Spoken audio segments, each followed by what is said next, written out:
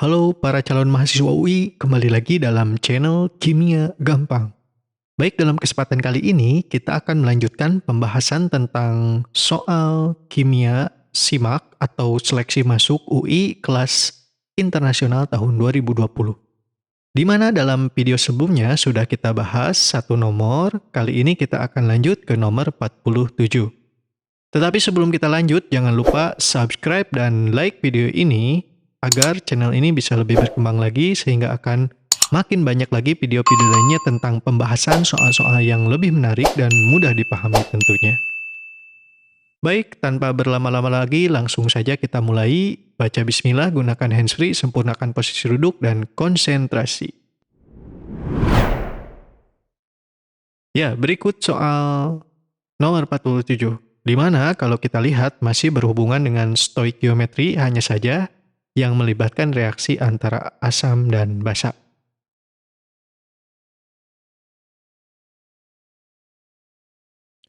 ...100 ml of solution containing 0.01 mol benzoic acid with Ka is 5 times to 10 to the power of minus 5 is mixed with 25 ml of 0.4 molar natrium hydroxide solution.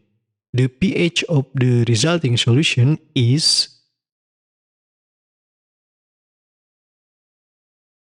Jadi, sebanyak 0,01 mol asam benzoat yang bervolume 100 ml dicampurkan dengan 25 ml NaOH 0,1 molar.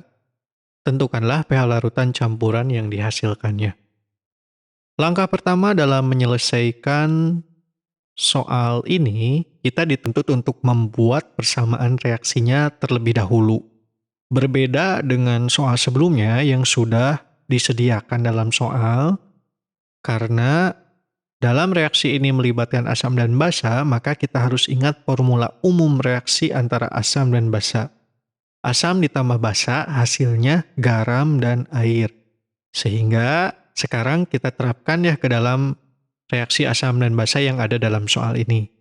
Asam benzoat rumusnya C6H5COOH ditambah NaOH hasilnya adalah CH3COONa plus H2O. Sudah cocok kan dengan formulanya ya? Ini garamnya, ini airnya. Kemudian kita pastikan reaksinya setara. Kita cek dulu ya. Oh, kebetulan sudah setara. Baru kita pastikan apapun yang diketahui di soal harus dalam satuan mol. Kebetulan asam benzoatnya sudah dalam satuan mol. Tetapi NaOH-nya belum nih, maka kita rubah menggunakan rumus yang kemarin, yaitu molaritas sama dengan mol dibagi volume dalam satuan liter. Berarti mol sama dengan M dikali volume. Sama dengan 0,4 dikali 25 mili. Tidak apa-apa, nanti berarti hasilnya mili juga, mili mol. Sama dengan 25 dikali 0,4, hasilnya 10 ya. 10 mili mol. Baru kita rubah dari mili ke mol dibagi dengan 1000. 10 dibagi 1000, 0,01 mol juga. Baik, sekarang sudah aman. Dua reaktan tersebut sudah dalam satuan mol. Selanjutnya, karena dalam kasus ini semua reaksinya diketahui molnya, maka wajib kita gunakan metode MRS dalam pengerjaannya. Apa itu MRS? Mula-mula, reaksi, dan sisa. Jadi tidak bisa langsung ya menggunakan perbandingan mol, perbandingan koefisien seperti di soal sebelumnya. Nah, baru kita simpan ya di masing-masing pereaksinya. Jadi, si asam benzoatnya mula-mulanya 0,01, demikian juga dengan NaOH-nya 0,01 mol. Kalau mula-mula berarti produknya belum dihasilkan. Kita tulis strip. Nah, untuk mengetahui angka apa yang kita masukkan di tahap R atau reaksi ini, kita harus mencari namanya reaksi pembatas. Reaksi pembatas adalah bereaksi yang habis bereaksi. Tandanya adalah cari hasil bagi antara mol dengan koefisiennya masing-masing yang terkecil. Contoh untuk si asam benzoat CH3, maksudnya 0,01 mol dibagi koefisiennya 1 itu hasilnya 0,01 mol dibandingkan dengan NaOH 0,01 mol dibagi 1, oh hasilnya sama juga. Kalau hasilnya sama bagaimana? Artinya dua-duanya dikategorikan sebagai pembatas atau dengan kata lain dua-duanya reaksinya habis bereaksi. Jadi kita tulis nih di R-nya 0,01. Untuk mencari yang lain pakai perbandingan koefisien. Kebetulan koefisiennya sama-sama 1 juga. Ya sudah, hasilnya 0,01 semua. Nah, untuk di sisanya yang sebelah kiri reaksi itu kita kurangi. Habis kan terlihat ya. Tadi sudah saya bilang habis bereaksi. Demikian juga dengan produk itu kita tambahkan, berarti terbentuk di sini 0,01 mol garamnya dan juga 0,01 mol air. Nah, baru selanjutnya untuk mengetahui pH campurannya antara asam dan basa ini, kita gunakan konsep hidrolisis. Kenapa menggunakan konsep hidrolisis? Karena kedua reaksinya habis. Nah, nanti bagaimana kalau salah satunya bersisa? Misalkan di sini asam benzoatnya yang bersisa. Oh, asam benzoat kan asam lemah ya karena punya Ka. Berarti kita menggunakan kalau bersisa yang lemah itu konsep larutan penyangga atau buffer. Kemungkinan ketiga, bagaimana kalau yang bersisanya yang kuat? Di sini NaOH-nya yang tidak habis. Berarti kita langsung saja menggunakan pH dari basa kuat. Itu. Baik, kembali lagi ke soal ini karena habis bereaksi, ingat-ingat aja ya, kalau habis H hidrolisis sama-sama H.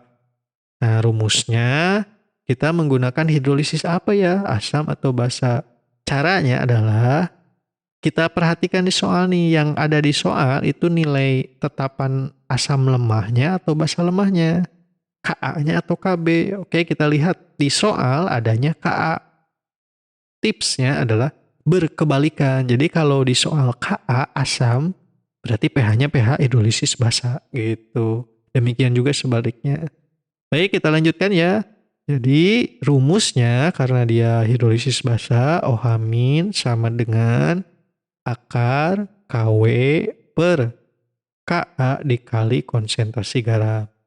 Kw itu kalaupun tidak diketahui di soal, kita harus tahu ya nilainya 10 pangkat min 14 per Ka-nya ada di soal 5 kali 10 pangkat min 5. Nah, hati-hati ya, di sini konsentrasi garamnya itu kan molaritas mol per volume. Berarti kita harus hitung dulu. Kenapa? Karena volumenya kan sudah bergabung, artinya sudah berubah volume campuran yang tadinya hanya 100 mili benzoat ditambah 25. Jadi volume totalnya adalah 125. Sehingga untuk menghitung molaritas garamnya, kita hitung dulu ya. Molaritas garamnya sama dengan mol per volume total. Molnya 0,01, volume totalnya adalah 125 mili, berarti 0,125 liter. 0,01 dibagi 0,125 sama dengan 0,08 molar. Jadi sudah aman nih kalau sudah dalam satuan molar. Kita masukkan ke dalam rumus hidrolisis yang tadi. Oke, tinggal kita hitung biar lebih mudah. Kita rubah ya ke dalam eh, bilangan apa namanya berpangkat gitu ya. Jadi 10 pangkat 14 dibagi 5 kali 10 min 5 dikali 0,08-nya kita ganti jadi 8 kali 10 pangkat min 2 biar lebih memudahkan dalam perhitungan. Nah, baik, hasilnya adalah 16 kali 10 pangkat min 12. Baru kita akarkan, akar 16 kan bagus, nilainya 4. Akar dari 10 pangkat min 12 itu adalah 10 pangkat min 6. Baru kemudian kita cari pOH-nya. pOH rumusnya adalah min log konsentrasi OH min. Berarti min log dari 4 kali 10 pangkat min 6. Itu sama dengan 6 minus log 4. Baru kemudian kita mencari pH, di mana hubungan pH dan pOH itu sama dengan 14 dikurangi pOH-nya. Berarti 14 kurangi, hati-hati di sini ya, kurung buka, 6 min log 4. Berarti 14 kurangi 6 itu sama dengan 8. Min jadi plus, berarti plus log 4. Sehingga hasilnya pH-nya adalah 8 plus log 4. Seperti itu.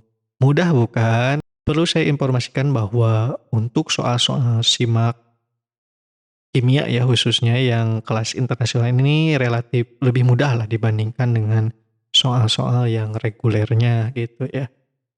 Sehingga ini adalah peluang bagi kita yang ingin memperbesar peluang diterima di UI, itu salah satunya kita maksimalkan di seleksi kelas internasional ini.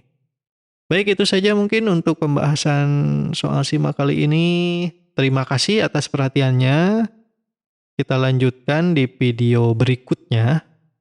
Jangan lupa selalu subscribe, komen, like, dan share channel ini demi perkembangan channel yang lebih baik.